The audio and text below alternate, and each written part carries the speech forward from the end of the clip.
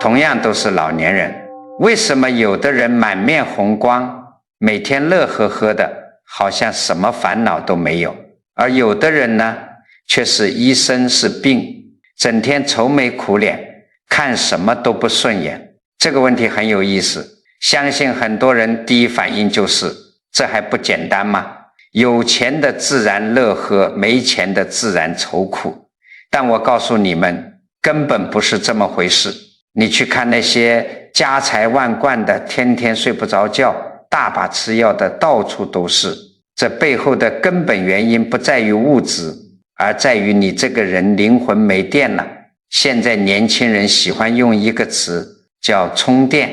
这个词用得非常好。咱们平时生活里那些无休止的焦虑，对儿女的担忧，对过去事情的懊悔，这些统统是在给你最宝贵的灵魂漏电。你的电天天这么往外漏，底子都漏光了，你吃再多人参燕窝，外表看着再光鲜，里面也是个干瘪的空壳子，稍微遇点风吹草动，人马上就垮了。所以今天咱们就掰开揉碎了好好讲讲，怎么把你这颗干涸的灵魂重新充上电，把漏掉的福气一点一点补回来。这第一招也是最基础的一招，叫做护身充电。佛法里头有4个字叫借假修真。什么意思呢？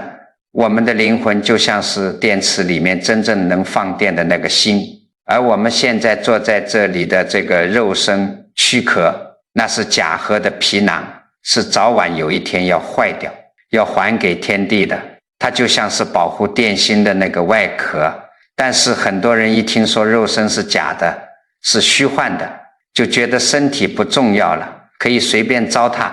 只要心好就行。这是大错特错，错得离谱。诸位要晓得，你既然活在这个世间，你要修福报，你要长养精气神，你要给灵魂充电，你就必须借着这个肉身的壳子。没有这个肉身，你拿什么去尽孝？拿什么去行善？拿什么去觉知这个世界？咱们道家管这个肉身叫鼎炉，就是老君爷炼丹用的那个炉子。你想想看，如果你天天为了儿女的房贷发愁，整宿翻来覆去睡不着觉，或者跟家人吵了一架，气得连着几天水米不进，你表面上看着是在为家庭付出，是个慈无反哺的好长辈，实际上你是在拿大铁锤一锤一锤的把你承载灵魂的那个鼎炉给砸碎。鼎炉要是碎了，底都漏了，老天爷就是发了慈悲，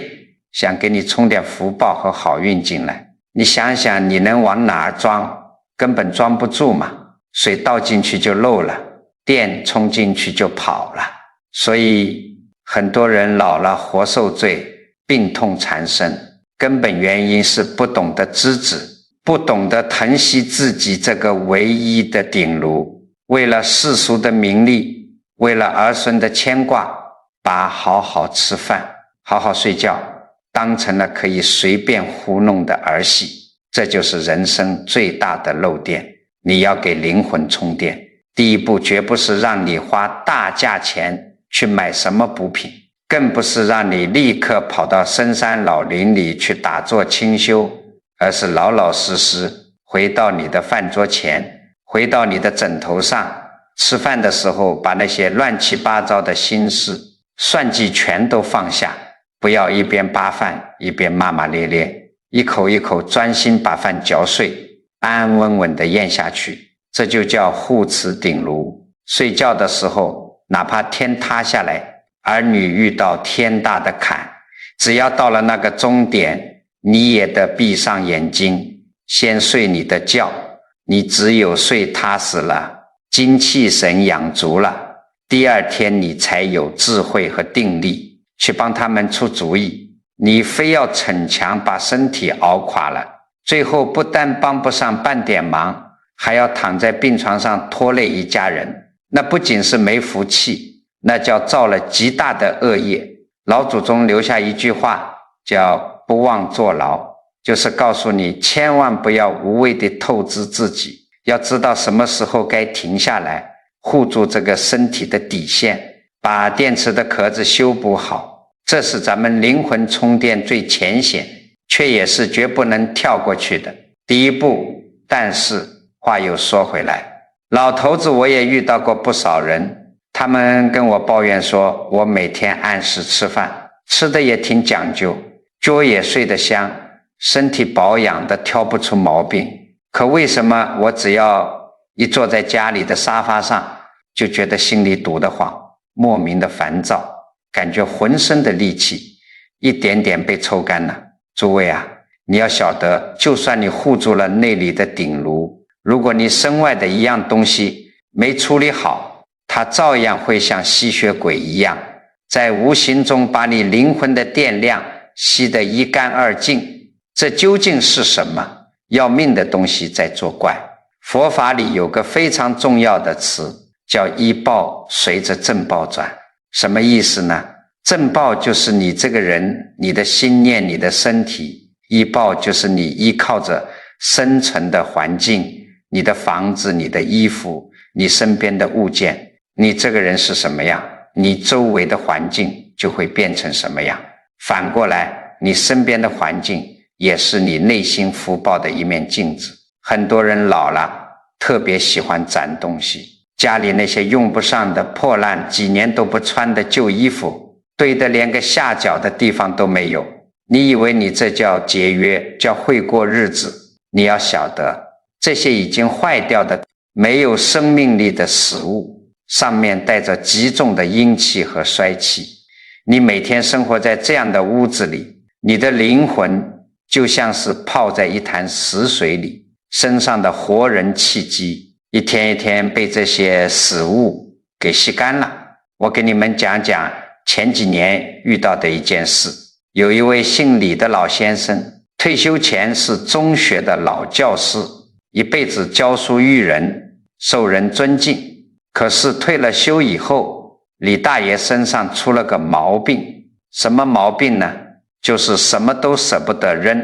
把好好的一套房子硬生生过成了一个旧时光的废品站。你进他家门看看，客厅正中间摆着一把30年前的破藤椅，藤条都断了，坐上去扎人不说，还吱嘎吱嘎直响。电视柜上放着一个早就坏掉不转的老座钟，指针永远停在10几年前的某个下午。阳台的角落里堆满了一摞又一摞发黄的旧报纸，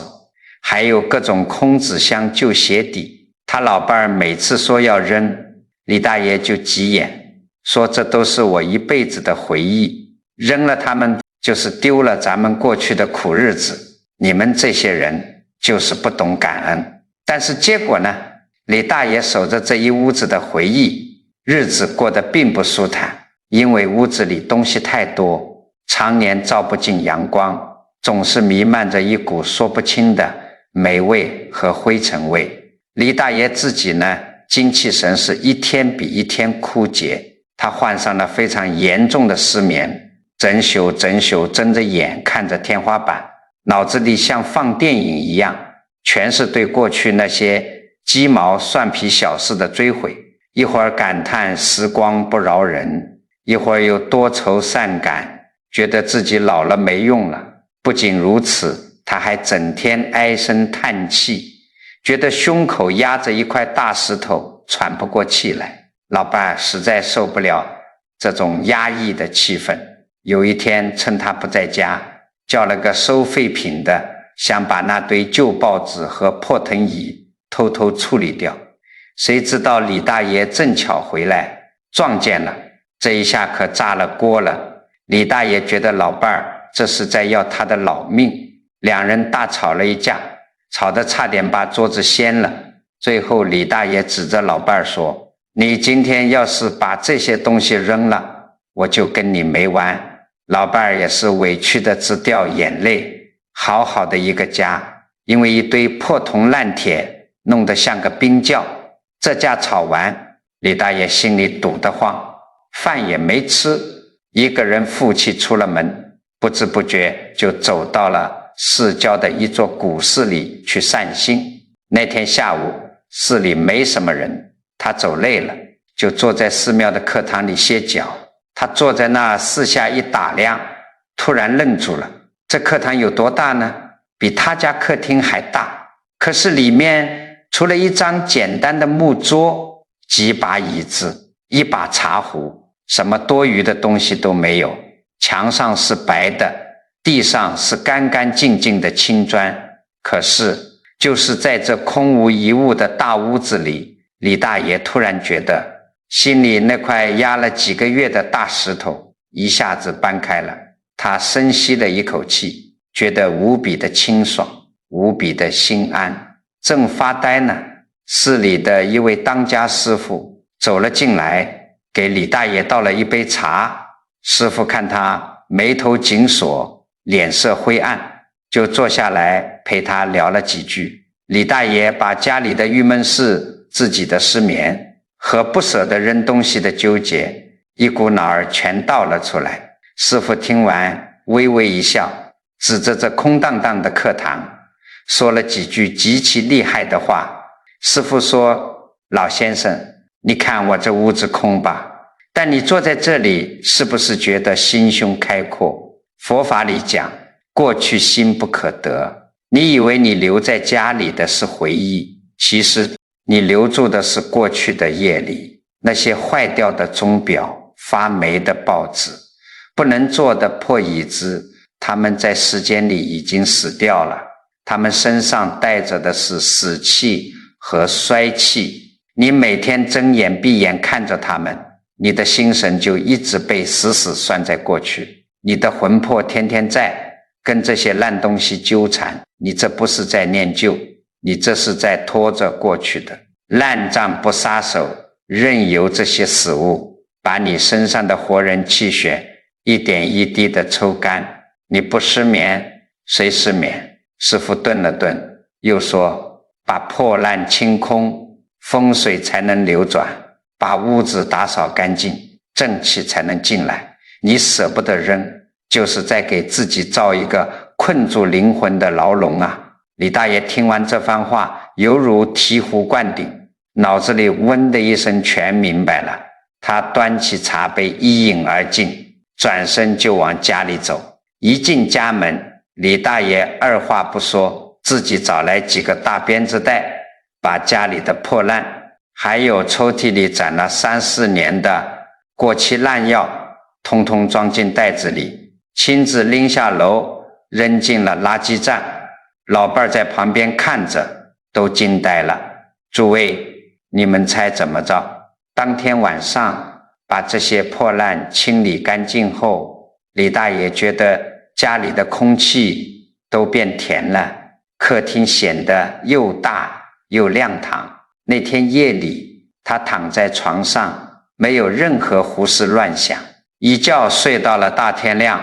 这是他这几年来睡得最踏实的一觉，执念一破，失眠竟不治而愈。你看，这叫什么？这就是给灵魂静静充电，清理家里的杂物，断舍离那些没用的破烂。你以为你是在干家务活吗？根本不是，你这是在拔掉你灵魂深处疯狂漏电的插头，把你生活环境里的霉气衰气洗刷干净。老祖宗说的大吉大利的风水自然就转回你家了。可是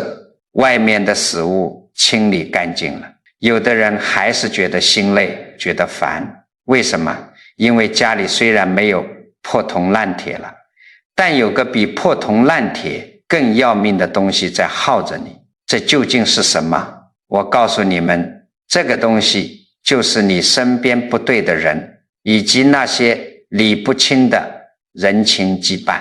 佛法里有个词叫共业牵引，什么意思呢？简单来说，人和人之间只要产生了关系，就像是有一根无形的管子把你们连在了一起。你身边的伴侣、你的儿女、你的亲戚、你们每天生活在同一个屋檐下，或者每天通电话，互相操心，这就形成了一个巨大的工业磁场。如果这根管子对面的人天天满腹牢骚，天天抱怨社会，或者总是对你指责挑剔，那麻烦就大了。这就叫冤亲债主上门来讨债了。你想想看，你本来自己吃得挺好，睡得挺香，刚给自己充了一点清净的福报进去，结果老爸走过来指着你的鼻子把你数落一顿，或者儿女打个电话来，为了点钱的事跟你大吵一架，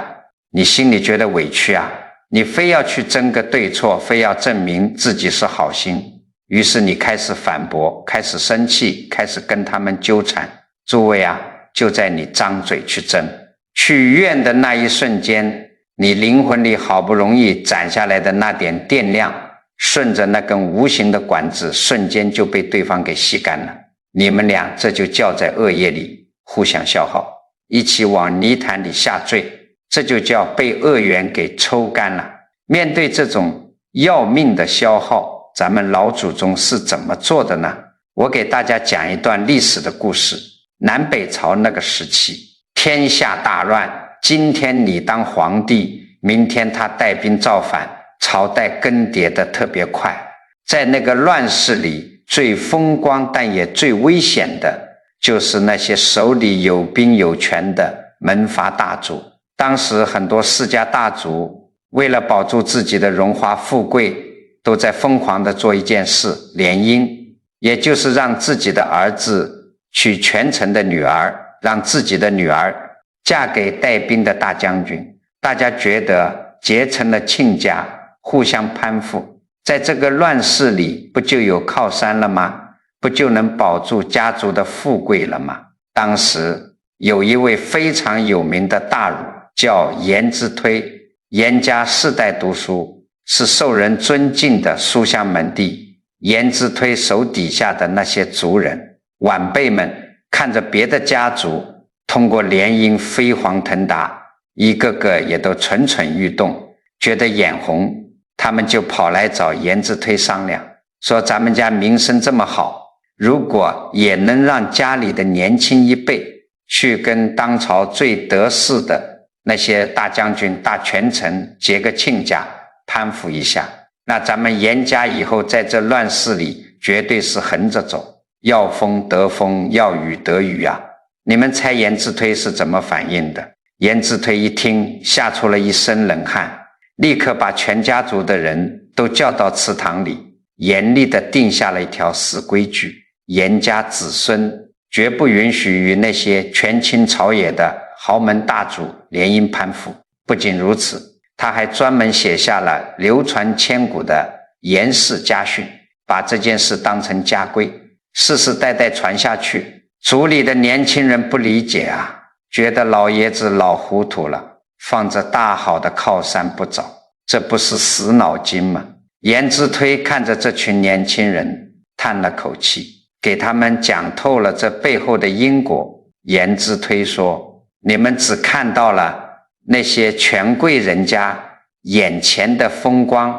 你们有没有看到他们身上背着的无底洞一样的黑夜？那些大权臣今天杀人抄家，明天贪赃枉法，他们手里沾满了鲜血，心里装满了贪欲。佛法讲因果报应，他们造下了这么重的杀业和贪业，这是多大的一股衰气和戾气。你们跑去跟他们攀附，去跟他们做亲家，表面上看是借了他们的势，实际上你们是主动把咱们颜家的命运插到了他们那个疯狂漏电即将爆炸的火坑上，这就叫主动卷入别人的共业牵引。等到老天爷要跟他们算总账，别人家被抄家灭族的时候，你们跑得掉吗？颜家的子孙听完彻底醒悟了，他们听从了颜之推的话，斩断了这种看似光鲜实则致命的社交恶缘，老老实实退回到自己的本分里，关起门来读书传家，绝不出去跟人争权夺利。结果怎么样呢？没过几年，朝代又换了。当初那些互相攀附、结党营私的大家族，在残酷的战乱和权力斗争中，几乎被屠戮殆尽，下场极其悲惨。而严家因为早早地切断了这层要命的共业羁绊，安然无恙地度过了那个最黑暗的乱世。这股清净的家风一直传下去。到了后来的唐代，严家还出了严世谷。颜真卿这样顶天立地的大儒，家族的福报绵延不绝。诸位听完这个事，你再回头看看自己现在的日子。言之推展断门阀的攀附叫闭缘。我们今天在家庭里面对那些不对的人，同样需要闭缘。有的人一辈子想要改造老伴儿，觉得老伴儿一身的毛病，天天跟在屁股后面唠叨指责，结果两人吵了一辈子，谁也没改变谁，反而双双气出一身病。还有的人儿女根本就不听劝，自己却非要大包大揽，儿女稍微有点不顺心，冲他发火，他心里就委屈的直哭。你这就叫看不透因果。别人身上的习气，别人要受的苦，那是他的业力。你强行要去改变一个不想改变的人，你就是在拿你灵魂里最珍贵的电量去填他那个永远填不满的黑洞。那我们该怎么做呢？老祖宗告诉你4个字：止语退场。如果老伴儿今天又为了鸡毛蒜皮的事开始抱怨，开始散发那股衰气，你绝不要接话，一句话都不要去争，你只需要安安静静地站起来，倒杯水，转身走回自己的房间，或者下楼去公园溜达一圈。如果儿女在电话里对你大呼小叫，提无理的要求，你不需要去痛心疾首地教育他，你只需要平静地说一句：这事我管不了，然后挂断电话，不去攀那个恶缘，不跟他们产生情绪上的纠缠，你就拔掉了他们身上那根，吸取你精气神的管制。你改变不了任何人，你唯一能做的就是守住自己的本分，护住自己灵魂里的这点清净福报。这不叫冷酷无情，这叫大智慧的止损宝殿。可是诸位啊，话说到这里，有一个更深的问题来了。有的人说，我听你的，我把破烂扔了，我也学会了闭嘴，我躲在自己干干净净的房间里，谁也不搭理。可是为什么我一个人安安静静的待着，一整天什么体力活都没干，到了晚上还是觉得精疲力尽，连说话的力气都没有呢？这个时候就是咱们今天要讲的第4层，也是最要命的一层漏电窟窿。佛法里有一句话叫有漏皆苦。什么叫漏皆苦？就像一个木桶底下破了个大洞，你往里面倒再多清净的福报，它也会顺着那个洞漏得一干二净。当你避开了外面那些糟糕的环境和不对的人，你以为你把所有的插头都拔掉了，其实你身上带着一个最大最隐蔽的耗电器，那就是你自己的脑子，是你内心深处永远停不下来的妄念。你们有没有想过，人为什么闲着也会累？因为你的肉体虽然坐在沙发上休息，但你的灵魂却在四处狂奔。你坐在那里，脑子里像是有无数个齿轮在疯狂的空转，对未来的焦虑，对过去的悔恨，对得失的算计，你们晓得不？这在佛法里叫邪思妄念。这种大脑在后台疯狂运行的妄念，消耗的正是你最宝贵的精气神。你以为你没干活，其实你的灵魂正在被你自己的胡思乱想疯狂的抽干。我认识一个老伙计，咱们就叫他老周。老周是个苦出身，一辈子老老实实上班，好不容易熬到了退休，手里也攒下了一笔。还算丰厚的养老钱。按理说，他这下半辈子只要好好吃饭睡觉，养养花溜溜鸟，日子过得绝对是神仙一样。可是老周不甘心啊，他总觉得儿子刚买房，房贷压力大，自己这点闲钱要是放在银行里吃利息，那太亏了。他听别人说股市里能赚快钱，心一横，就把大半的积蓄全投进了股市，想着给儿孙再多留点家底。这一下老周的噩梦就开始了。从早上9点半开盘到下午3点收盘，老周就像是被钉在了电脑屏幕前一样，他的眼睛死死盯着那一条条红绿相间的曲线，整个人的魂魄全被那小小的屏幕给吸了进去。只要那条线往上走一点，变成红色，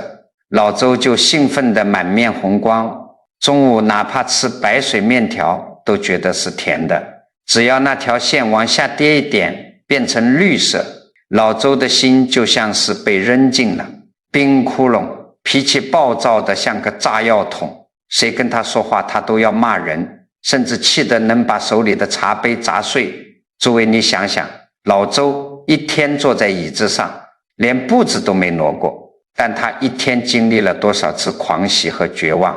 他的心脏和血管一天要承受多少次剧烈的收缩。没过2年，钱没赚到多少，老周整个人却像是一下子老了10岁，原本满头的黑发全白了，脸色灰败，眼眶深陷。更要命的是，他得了非常严重的心律不齐，晚上躺在床上，心跳得像打鼓一样，根本睡不着觉，稍微一动弹就觉得胸口闷痛，喘不上气。有一天，老周在盯盘的时候，突然觉得眼前一黑，差点从椅子上栽下去，家里人吓坏了，赶紧把他送到医院急救。医生拿着心电图，脸色铁青地警告他，你这叫严重的子午神经紊乱，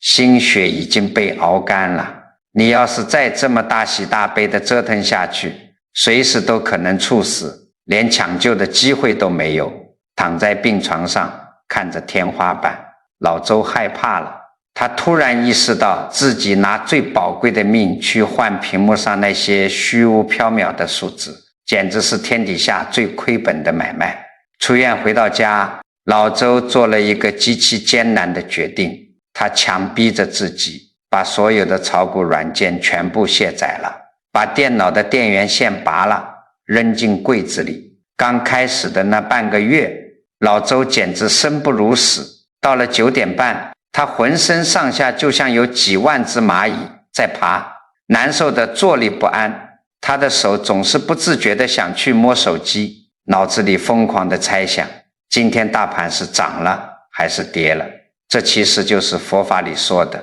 我只在作祟，你的那个小我已经习惯了那种疯狂漏电的刺激，突然断了。他不甘心啊，但老周知道这是在保命，他咬着牙强迫自己每天上午出门，走到小区背后的那个大公园里去，找一张最安静的长椅坐下，闭上眼睛，不带手机，不看报纸，甚至不去想任何关于钱的事情。他一开始闭上眼睛，满脑子还是那些红绿曲线，但他就在心里默默地告诉自己，天下本无事，庸人自扰之。他开始专心去听树上的鸟叫声，去感受太阳晒在脸上的温度，去数自己的一呼一吸，吸气呼气，每一次呼吸他都感觉自己把那些乱七八糟的欲望给吐了出去。就这样1个月2个月，慢慢的老周发现自己不再惦记股票了。当他坐在公园里，脑子里什么都不想的时候，他体会到了一种前所未有的安宁，那种感觉就像是干涸了很久的土地终于迎来了春雨。半年之后，老周再去复查，医生都觉得不可思议，他的心跳完全恢复了正常，脸色也重新红润了起来。老周后来自己感叹说，用命换来的那点数字根本不值，我现在每天什么都不干，就把心收回到自己身上，这才是天底下最大的福报啊！诸位，老周的经历告诉我们什么？佛法里有一句极其高妙的话，叫狂心顿歇，歇即菩提。那个向外攀援四处算计的心就是狂心。当你停止了胡思乱想，把向外的目光收回来，安安稳稳地待在当下，这就叫歇。灵魂充电的第4大法门就是内观。不管你白天多忙，不管儿女有多少烦心事，每天一定要给自己留出半个小时的时间。这半个小时不是让你看电视，不是让你刷手机，而是安安静静的一个人独处。你坐在椅子上也好，靠在床头也好，闭上眼睛，去感觉你肩膀的酸痛，去感觉你呼吸的节奏。当你不再去算计明天，不再去懊悔昨天的时候，你那个巨大的漏电窟窿就补上了，你散落在外面的神识就全都被收拢回来了。这就是直接把你的灵魂连上了宇宙天地间最纯正的电源。可是人生在世，不如意事十之八九。我们讲了怎么护住身体不漏，怎么清空杂物不漏，怎么躲开恶缘不漏，怎么平息妄念不漏。这就好像把一个漏水的桶彻底修补好了。但是如果一个人现在正处在人生的最低谷，桶虽然补好了，但里面一滴水都没有，灵魂的电量已经完全耗尽，觉得日子过得毫无指望，甚至连坐下来内观的力气都没有了，那该怎么办？面对这种山穷水尽的绝境，难道就只能等死吗？有没有一种办法能给干涸的灵魂来一次彻底的快充，瞬间扭转这种倒霉的命数呢？老祖宗告诉我们有2个法子能给干涸的灵魂来一次彻底的快充，瞬间扭转这种倒霉的命数。第一条路叫开会。当你自己想不通，脑子完全是一团死水的时候，千万别自己一个人瞎琢磨，你要去借光，去借谁的光？去借古圣先贤的光，去读读咱们老祖宗留下的那些经典好书，去亲近那些真正有德行的善知识。为什么？因为你现在处在低谷，你的眼界和智慧都被眼前的痛苦给蒙蔽了。佛法管这叫愚痴无明。这个时候别人的一句大智慧，或者经典里的一段话，就像是在黑屋子里突然给你点亮了一盏大灯，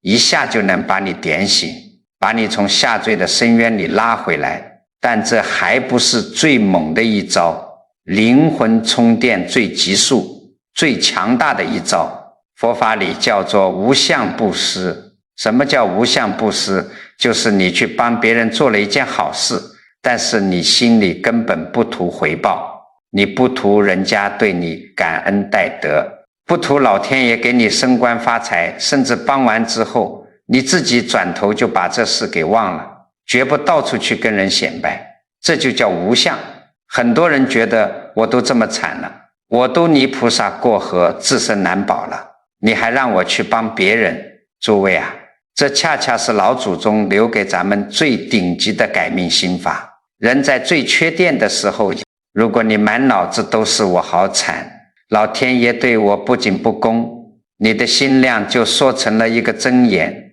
外面的福报根本进不来。但是只要你在这个时候还能发出一念慈悲，去伸出哪怕一只手帮帮比你更难的人，你的心量瞬间就撑开了。心量一打开，天地间那股最纯正的浩然阳气就会像瀑布一样直接倒灌进你的身体里，当场就能改写你的命数。西汉时期在东海郡有一位出了名的孝妇，这孝妇的丈夫早早就死了，留下她和年迈的婆婆相依为命。孝妇非常本分，也没有改嫁，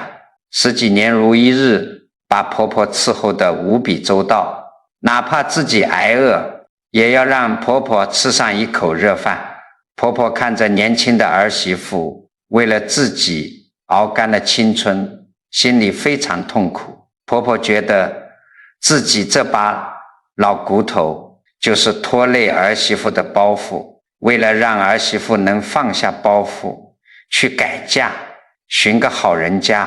这位刚烈的婆婆竟然趁着儿媳妇不在家，自己上吊自杀了。这本是一出人间悲剧，可谁知道婆婆这一死却惹出了天大的祸事。婆婆有个女儿，也就是孝妇的小姑子，这小姑子平时根本不来照顾老母亲，一听说老母亲死了，跑回家来，一口咬定是嫂子嫌弃婆婆，把婆婆给逼死甚至谋杀的。她直接一纸状子把孝妇告到了太守府。当时的东海郡太守是个刚愎自用、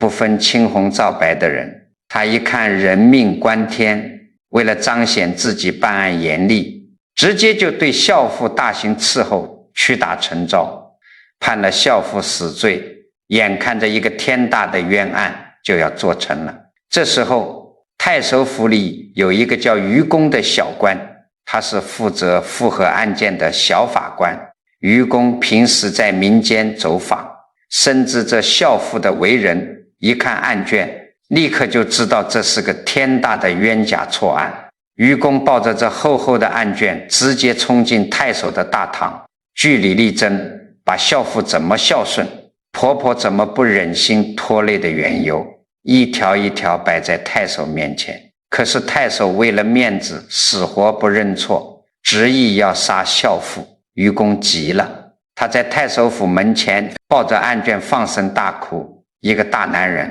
为了一个非亲非故的寡妇哭得撕心裂肺，求太守刀下留人，但太守铁了心根本不听。愚公看着实在救不下这个可怜的女人，他做了一个惊人的决定，他把官服一脱，官印一放，愤然辞职，他不当这个官了，他绝不跟这群草菅人命的昏官同流合污。后来孝妇还是被冤杀了。可是孝妇死后，东海郡整整3年没有下一滴雨，大旱3年，庄稼绝收，老百姓苦不堪言。老天爷这是在为冤死的孝妇震怒啊！3年后，朝廷派了一个新太守来接任。新太守一上任就问，为什么咱们这里会大旱3年？早就辞职在家的愚公又一次站了出来，他把当年孝妇的冤情原原本本地告诉了新太守，并说这就是孝妇冤死的怨气，冲撞了天地啊！新太守是个明白人，亲自跑到孝妇的坟前祭奠，为他平反昭雪，立碑表彰。你们猜怎么着？这祭奠的仪式刚一做完，天上瞬间乌云密布，大雨倾盆而下，东海郡的大旱就这么解了。这件事办完之后，愚公依然是个平头百姓，也没有因为这件事去朝廷里要个什么一官半职，更没有到处去吹嘘自己当年怎么英勇，这就是最纯粹的无相布施。他当年拼了命去救那个寡妇，甚至搭上了自己的前程，图什么？他不图钱，不图名，只图保住心里的那份天理良心。后来愚公家里的院门坏了，找工匠来翻修大门，愚公特意叮嘱工匠师傅，请你把我家的这个门槛做得稍微高大一点，门宽也做得宽敞一点，要能容得下4匹马，拉得高头大马车通过。工匠一听就乐了，说于大爷，您就是个普通老百姓，家里哪来的4马高车啊？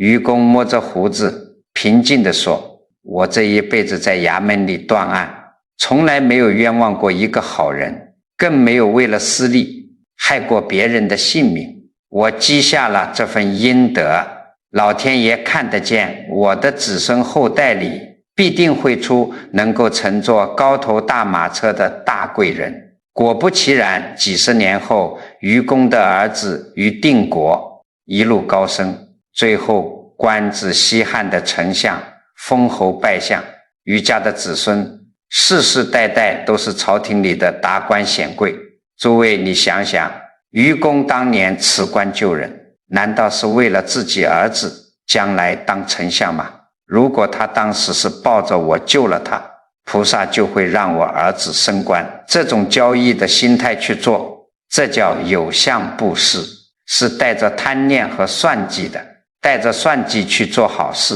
福报就像是指缝里的沙子，马上就漏完了。恰恰是因为愚公什么都不图，连自己的乌纱帽都不要了，就是拼着一条命去护住一个无辜的人。这种彻底的无私，生发出了天地间最庞大最纯正的阳气。这股阳气灌注到他身上，不仅瞬间充满了他灵魂的电量，更是直接溢了出来，庇荫了他的子子孙孙。所以我常常劝大家，当你觉得日子快过不下去，觉得满心怨气，灵魂彻底没电的时候，千万别把自己关在屋子里自怨自艾。你走出去，去马路上捡起一块绊脚的砖头，去给楼下提着重物的老太太搭把手，或者去给路边的流浪狗喂口饭。做完之后拍拍手，转头就把它忘得干干净净，不去跟别人显摆，不去指望别人对你说声谢谢。当你能做到帮人而不挂记的时候，你就是在向宇宙天地敞开你的灵魂，那种充盈的暖烘烘的福气，一瞬间就会把你填满，把你从低谷里硬生生的托举起来。那么咱们讲了这么多，又是护顶如，又是清杂物，又是断恶缘，又是修无相，但是咱们绝大多数的普通老百姓一辈子也碰不上几次那样的大事。我们明天早上睁开眼睛，面对的是柴米油盐，是儿女的琐事，是老伴的唠叨，是腰酸背痛的身体。咱们到底应该怎么把这套给灵魂充电的法门真真切切地落实在每天的过日子里呢？到底哪几件事是明天一早立刻就能干的？哪几件事是绝对不能再碰的？我给诸位总结了4件事，这4件事没有任何花架子，只要你明天睡醒照着做，不出半个月，你的精气神马上就不一样。这第一件事叫做吸顶炉。你要明白，虽然肉身迟早是要坏的，但你现在要修福报，要给灵魂充电，就必须把这个肉身当作炼丹的鼎炉一样去珍惜。怎么吸鼎炉？极其简单，就是雷打不动的按时吃饭，按时睡觉。很多人觉得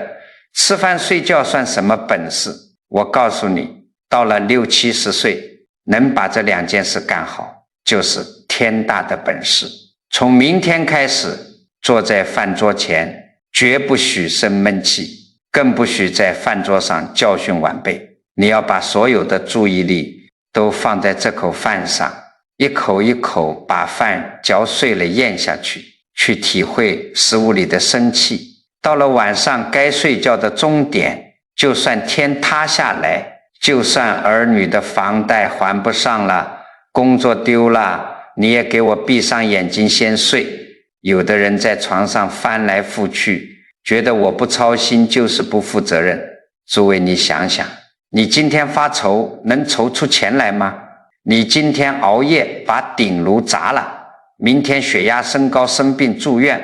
难道不是给儿女添了天大的麻烦吗？所以保住吃饭睡觉这个底线，绝不为了儿孙再去透支老本。该停下休息的时候立刻停下，这就是资治。这就是给自己灵魂保住了不漏电的基本盘。这第二件事叫做净依报。佛法说依报随着正报转，你外面的居住环境就是你灵魂的镜子，外面的食物会吸你的活人气。明天早上你起来，吃完早饭，去找几个最大的黑色垃圾袋，把你家里衣柜底下的3年都没碰过的旧衣服，抽屉里攒的早就过期的烂药片，还有阳台上那些堆积的破烂垃圾，统统装进去，立刻拎下楼扔进垃圾站。尤其是那些过期的药片，药本身就是用来治病的，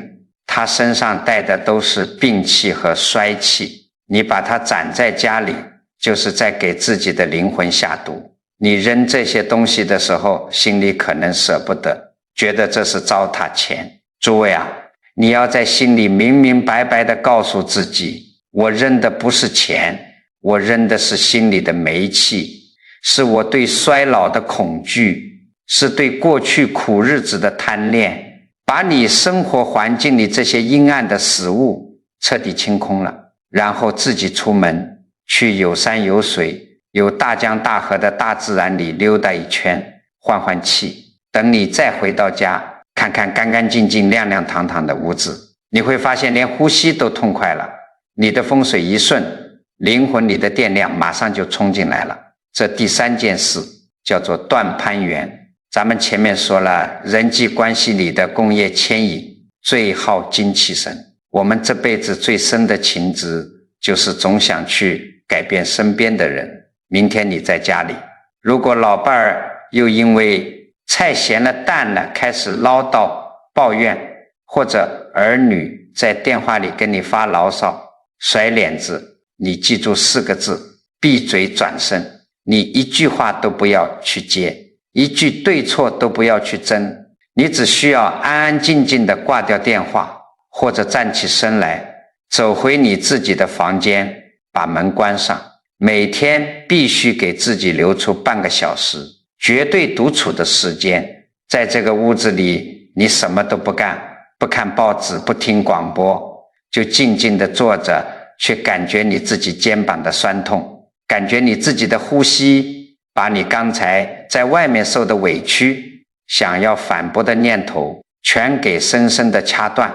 这就叫狂心顿歇。你不接茬，不去纠缠对方身上的恶业和负面的情绪，就牵扯不到你。这就等于你亲手拔掉了别人吸你电量的管子。不要觉得你这是冷酷无情，这叫退回长辈的本分，绝不去越界强求，管好自己的心，不攀恶缘，这就是最高级的自保。这第4件事也是最后一件事，叫做修无相。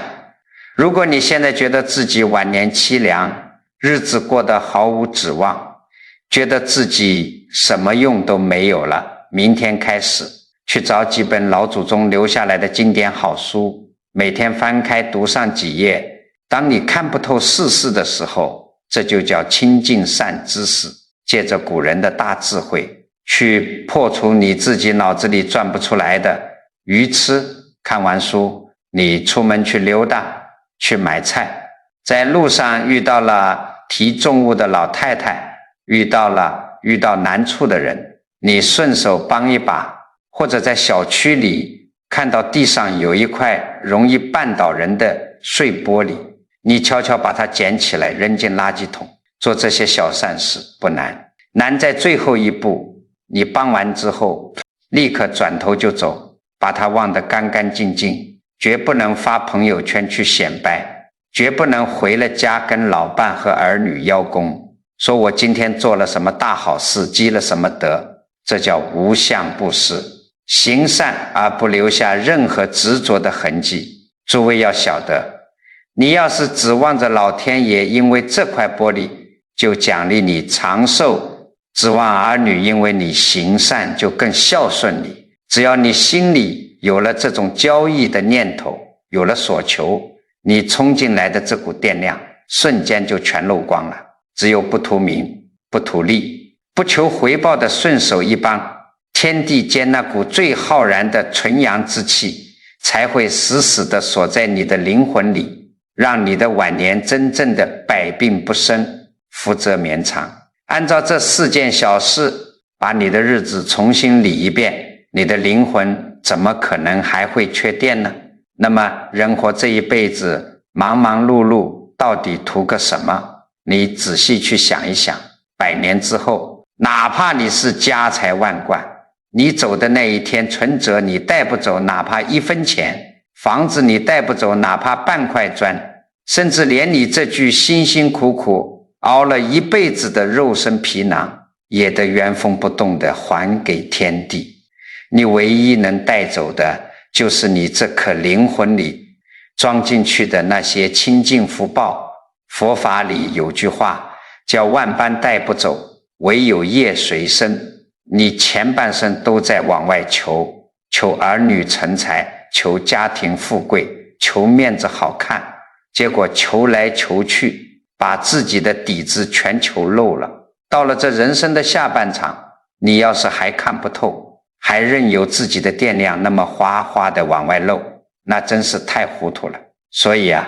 老头子，我今天苦口婆心的跟你们讲，这灵魂充电的法门不是教你们怎么发财，而是教你们怎么保住自己生生世世的根本。咱们再把这几件事在心里过一遍，护住顶炉，好好吃饭睡觉，别去为了儿孙熬夜操心，这是借假修真，保住你纯电的容器，扔掉屋子里那些早就坏掉的破烂和过期的食物，这是斩断你对过去的贪恋，不让那些阴暗的衰气吸走你的活人气息。面对家人不可理喻的埋怨和牢骚，学会闭嘴转身，不去争个对错，这是切断了冤亲债主消耗你的管子，这叫不攀恶缘。最后趁着自己还能动弹，顺手去帮帮有难处的人，帮完就忘，